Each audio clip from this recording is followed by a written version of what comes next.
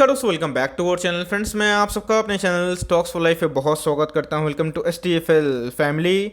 DFL numbers बात की जाए, रिलायंस इंडस्ट्रीज़ के नंबर्स हमें देखने को मिल चुके हैं। जी हाँ दोस्तों, कभी भी मैं रिलायंस के बारे में डिस्कस करता हूं तो याद रखिएगा दोस्तों, मैं देश की नंबर 1 कंपनी के बारे में डिस्कस करता हूं, क्योंकि इनके बहुत सारे फैले हुए कारोबार हैं। तो इसी बीच में गाइस हमें इनके नंबर्स कैसे देखने को मिल रहे हैं। जी हाँ दोस्तों, प्रॉफिट में क्या इजाफा है, रेवेन्यू बढ़ रहे हैं कि नहीं कर रहे हैं, और एस्टीमेट को बीट किया है फिर नहीं किया। जी हाँ दोस्तों, एस्टीमेट को इन्होंने बीट कर दिया है। जो मार्केट के अनुमान के थे नंबर्स, उसको ये बीट करता हुआ दिखाई पड़ रहा है। ऑल्दो थोड़े प्रॉफिट में डिक्लाइन देखने को मिल रहा है, लेकिन फिर भी दोस्तों ये एनालिस्ट के उम्मीद से बेहतर है। तो जी हाँ, ये बहुत ही इंपॉर्टेंट स्टेटमेंट हो जाता है, मैं उसको भी कवर करूंगा। साथ ही साथ रिलायंस जियो जो बहुत ही इंपॉर्टेंट बिजनेस हो जाता है रिलायंस के लिए, तो जी हाँ, उनके आरपीयू अभी कितने देखने को मिल रहे हैं, सब कुछ करूंगा सरल शब्दों में एकदम डिस्कस। चैनल फर्स्ट टाइम होंगे सब्सक्राइब कर सकते हैं इस तरह क्वालिटी कंटेंट को सबसे पहले एक्सेस करने के लिए। Now without delaying any for time, let's begin.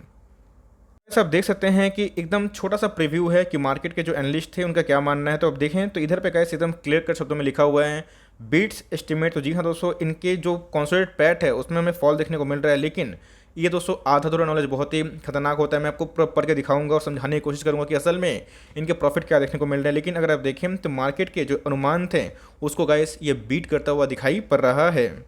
कुछ कमेंट्री भी निकल के आ रही है इनके चेयरमैन की तरफ से, तो जी हाँ मैं उसको भी बताऊंगा। लेकिन सबसे पहले बेसिक को NSE को फाइलिंग कर दी है, डिविडेंड को लेकर ऐसे कुछ अनाउंसमेंट नहीं है, लेकिन इनके नंबर्स बहुत ही इंपॉर्टेंट हो जाते हैं। तो जी हाँ, मैं कौन सा नंबर्स पढ़ूंगा, इनके कॉन्सोलिडेट नंबर्स, क्योंकि इनके बहुत सारे बिजनेस से रेवेन्यू आते हैं, तो गाइस उसको पढ़ना बहुत ही इंपॉर्टेंट हो जाता है। मैं आपको बताऊंगा, दिखाऊंगा भी और स्पेल भी करूंगा कि कोई बेटर समझ में आए। तो जी हाँ दोस्तों, बताया कि रेवेन्यू फ्रॉम द ऑपरेशन में बहुत सारे रेवेन्यू होते हैं, जहाँ पे दोस्तों को बताया कि सेल से भी आते हैं, कुछ एडिशनल रेवेन्यू भी आते हैं। तो ऑल्दो जो पूरा जो कंट्रीब्यूशन होता है सेल से फिर एडिशनल रेवेन्यू, तो पूरा जो नंबर्स है वो कैसे देखने को मिल रहे हैं।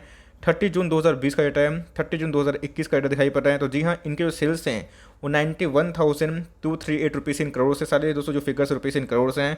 और अगर आप देखें तो इस साल की बात की जाए 30 जून 2021 में, मतलब सालाना की बात की जाए, तो इनके जो रेवेन्यू है उसमें उछाल देखने को मिल रहा है 91,000 से 144, मतलब अगर आप देखें तो 1,44,372 रुपीज़ इन करोड़ ये हमें देखने को मिल रहा है। मतलब इनके भारी भरकम रेवेन्यू में उछाल देखने को मिल चुका है। देखिए दोस्तों, होता है कि रेवेन्यू में इतना उछाल इसलिए है क्योंकि उनके O2C बिजनेस हो गए, ऑयल रिफाइनिंग के बिजनेस हो गए। उस समय कोरोना पैंडेमिक था जो एकदम टूट गए थे, लेकिन अभी की बात की जाए तो रिकवर हो चुके हैं। इसी बीच में याद रखिएगा कोविड का सेकंड वेव भी था, तो उस हिसाब से अगर आप देखें तो इनके जो रेवेन्यू है वो हमें हेल्दी दिखाई पड़ रहे हैं। ऑल्दो क्वार्टर की बात की जाए तो रेवेन्यू में फॉल है 1,54,000 से कितना हो चुका है 1,44,000। तो मतलब अगर आप देखें तो ऑफकोर्स एक गिरावट है, लेकिन ऐसा कोई रॉकेट साइंस की आवश्यकता नहीं है। मार्केट को पहले से अनुमान था Q1 की वजह से इनके थोड़े से रेवेन्यू में डिक्लाइन हो सकते हैं।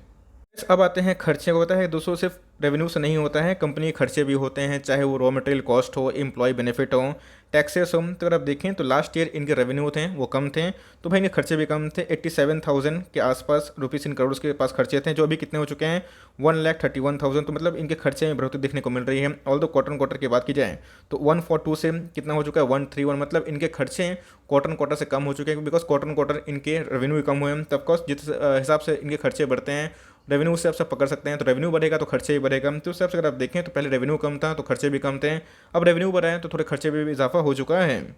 ये पूरा जो एडजस्टमेंट करने के बाद इनका जो पैट है, प्रॉफिट आफ्टर टैक्स, क्या देखने को मिल रहा है 13,248 से 13,806 हो चुका है। लेकिन याद रखिएगा दोस्तों, ये असल प्रॉफिट नहीं, बताऊंगा कि असल प्रॉफिट क्या है, लेकिन फिर भी अगर आप देखें 13,248 ये आपका जून क्वार्टर का 2020 का डेटा है 13,248, जो उसमें स्लाइट इंप्रूवमेंट देखने को मिल रहा है। लेकिन ये असल प्रॉफिट नहीं है, मैं फिर से बता रहा हूँ, जो अभी बढ़ते हुए दिखाई पड़ रहा है। लेकिन हमें क्वार्टर 15,000 करोड़ के आसपास इनके प्रॉफिट थे, जो लास्ट क्वार्टर की बात बोल रहा हूँ, अभी थोड़े डिक्लाइन देखने को मिल चुके हैं। अब जो असल प्रॉफिट है जो ओनर्स ऑफ द कंपनी को मिलने वाले हैं, जी हाँ दोस्तों, अब बताया कि ओनर्स ऑफ द कंपनी कौन है जो इसको होल्ड करते हैं। तो जी हाँ, अगर आप देखें तो ये दोस्तों असल प्रॉफिट है, उसमें कुछ लाइक एडजस्टमेंट था। अगर आप देखें तो नॉन कंट्रोलिंग इंटरेस्ट भी है। तो उस हिसाब से अगर आप देखें तो इनके जो लास्ट ईयर के जो जून क्वार्टर के जो प्रॉफिट थे उसमें गैस एक एडजस्टमेंट था, उसके बाद वो भूलिएगा मत, तो उससे डिक्लाइन देखने को मिल रहे हैं 13,233 करोड़ से कितना हो चुका है 12,273। बट दोस्तों ये भी अनुमान से बेहतर है।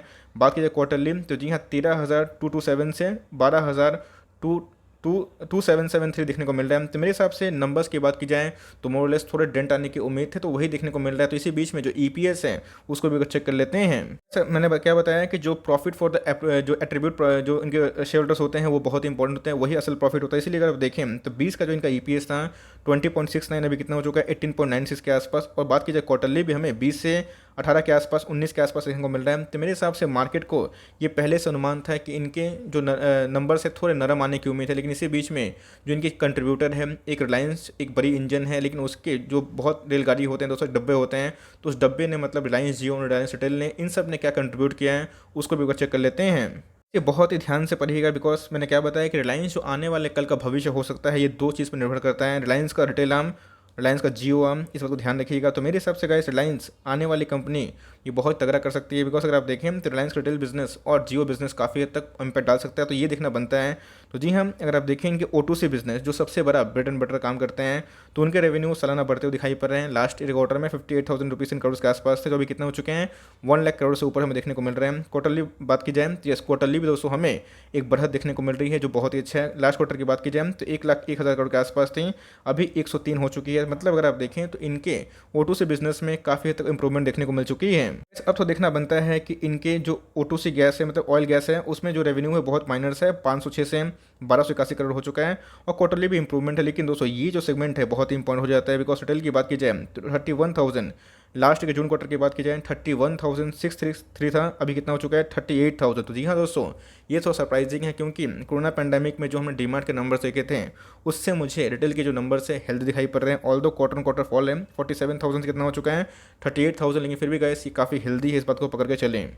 इस बीच में अगर आप देखें इनके जो सर्विसेज है, डिजिटल सर्विसेज, इनका जो रेवेन्यू बहुत ही इंपॉर्टेंट हो जाता है, जो साल दर साल बढ़ने की उम्मीद थी क्वार्टरली बेसिस पे, तो 21,306 से कितना हो चुका है 23,000, और क्वार्टरली की बात की जाए तो 22,000 से कितना हो चुका है 23,000। और इसी सब में दोस्तों अगर आप देखें तो कंट्रीब्यूशन हमें देखने को मिला है। और याद रखिएगा जो एवरेज रेवेन्यू पर यूज़र है जियो का, वो हमें 138 के आसपास देखने को मिल रहा है, जो एकदम दोस्तों मार्केट के एक्सपर्ट के एनालिस्ट के एकदम अकॉर्डिंग चलते हुए देखने को मिल रहा है।